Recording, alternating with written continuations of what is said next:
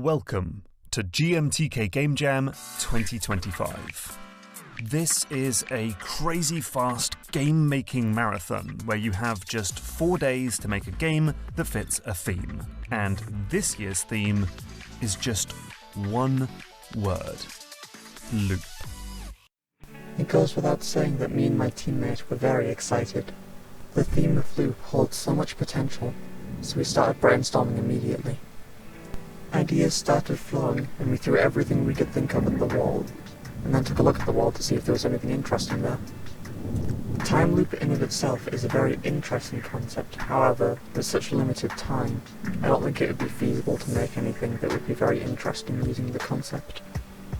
Screen wrap, on the other hand, sounded quite interesting as well, but I'm guessing some other people will also do something similar, so instead of doing it in 2D, we'll do it in 3D. With that decided, I got to work on making the mechanics, while Kingsley got to work making the main menu. Whilst I was making the screen wrapping mechanic, we talked about some other ideas, and I added a second main mechanic. You can place a warp point once, and then loop back to it. This will allow you to get back to locations that were one-ways. This is the art that Kingsley made, and with a few additions in engine, ended up looking really good. For day 2, I started off by making a tutorial, where Kingsley started off by making some icons. A few things were added for the tutorial, like key blocks, as well as making an easy way to reset the level, since your teleport only is single use. There is also an endpoint which you need to touch to win.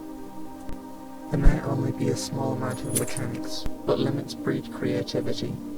This small selection of options to make puzzles with led to some interesting designs which I wouldn't have made otherwise. The rest of the day was spent in making the levels, keys and bridges. Keys turned out to be the hardest level in the game, and bridges the easiest, outside of the tutorial of course. We both didn't have much time the next day, so I only managed to make 2 levels, and Kingsley made the icons for the current levels that existed.